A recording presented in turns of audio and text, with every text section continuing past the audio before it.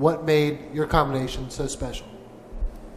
Because I think we did one thing that, okay, here's a better way to say it. We never wore, we started wearing a little jacket at one time, but before that we didn't wear anything, not even a towel around our neck. The promoter asked me one time, he said, you don't have any robes, you don't have any jackets. I said, yeah. Well, don't you think you should get, you know, call up, what was it, Carl, what the hell was his name? Carl Hildegard. Yeah. And you can buy jackets and all that. I said, you know what, we do one thing better than anybody. So what's that? I said, we wrestle. That was it. We wrestle. Gene and I got to a point where we believed, first of all, we believed we could beat anybody anyway. Take it to shoot, make it to work, we didn't give a shit. We'll beat your ass. We were in good shape then. I mean, we were really in good shape. And we were both pretty good size. You know, I was 265, Gene was 255. And even though the guy smoked, Gene, I never did. He didn't drink, he was smoking. But that guy could go like a son of a bitch, you know. And I said, how the hell do you do it? But then another guy that smoked like crazy and drank, who was in great shape, was who? And he was world champion. Name the guy. Somebody out there, name the guy. The guy's behind the camera, name the guy. Smokes recently, in the last 20 years. Smokes and drinks, does it all. Harley Race? Harley Race. That son of a bitch, and could go like a bastard, he'd wear your ass out. You got time for a bullshit story about Harley Race? Yes. Got all the time you want. Oh yeah, back to that answer. Harley was a tough guy. He wasn't a wrestler, but he was a tough guy. And he just did crazy stuff. Harley didn't, I go back a little bit. When I started, if a guy got in the ring with you, you punch the shit out of him, nobody cared. If you were walking out of the ring and somebody gave you a little lip, nobody cared if you beat the shit out of him. In fact, the guy might get all beat up and he'd come back the next week and somebody'd say, what happened to you? He said, well, I was going to go jump Harley Race and boy, he just, you stupid bastard, what the hell were you thinking? You know, but by the late 60s and the early 70s, that whole thing changed. Attorneys were looking for another way to make some money. I won't mention any names. So all of a sudden people became real smart to the idea that they could come up. I've been stabbed 7 times in my pro career by fans. Once they thought I was going to die. Pissed everybody off because I didn't die, obviously. But it got to the point where a guy stabs me and sues me. What, because I dulled his knife? I don't know. And of course, everybody that stabbed me, I kicked the shit out of them. Well, that's not true either. Punched them. Got my one shot in and then went about my business.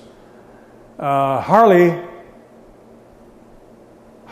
had that attitude that prevailed when he started in the early 60s or even the late 50s. I'm not sure when he even started. I think he started late 50s when he was like 16 or so.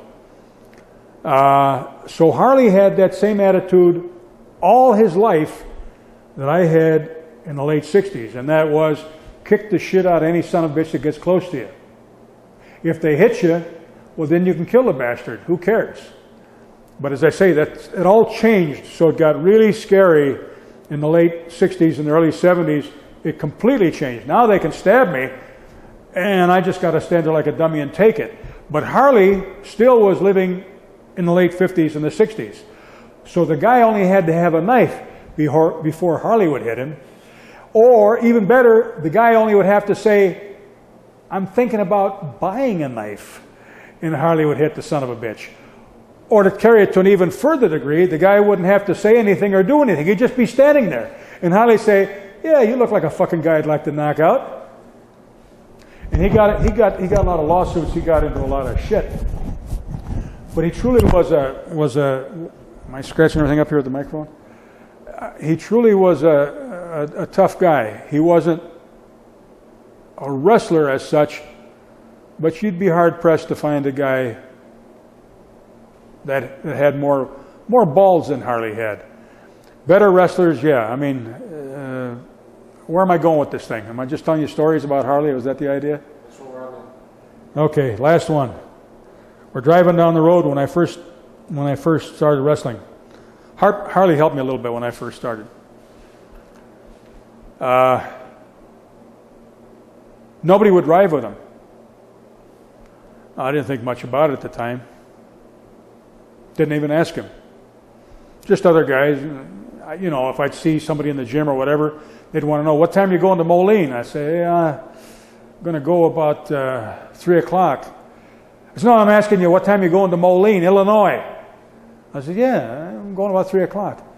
Well, how are you going at 3 o'clock? Geez, that's 40 miles, some damn thing like that. I said, I don't know how far it is. The hell, Harley's driving me. Oh, Harley's driving you.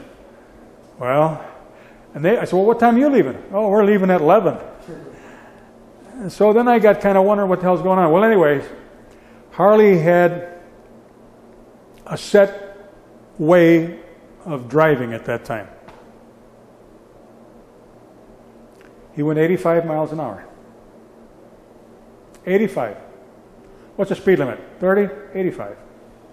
In town, what's the speed limit? I think it's 15 here, Harley. Okay, 50. But 85 miles an hour on the road, and remember now, we're talking about 2-lane highways all over the damn place. There weren't any 4 lanes. It's 2-lane. In Iowa, they had a speed limit for a while at 80 miles an hour, and he was exceeding that, for Christ's sake. But Minnesota, no. Illinois, no.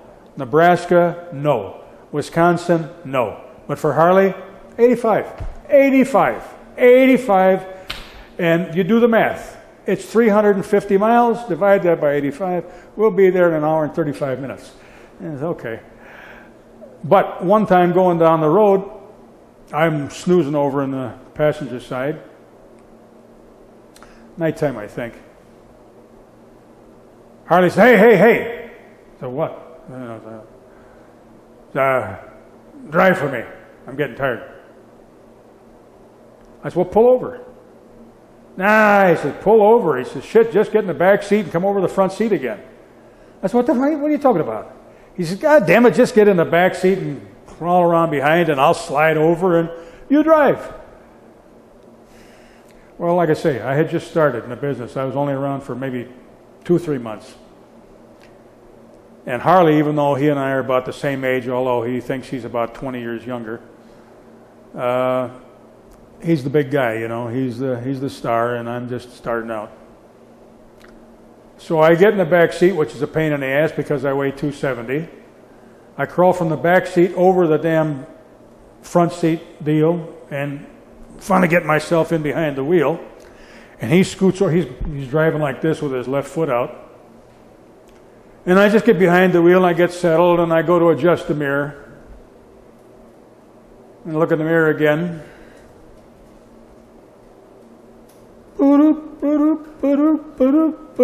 And they're way back.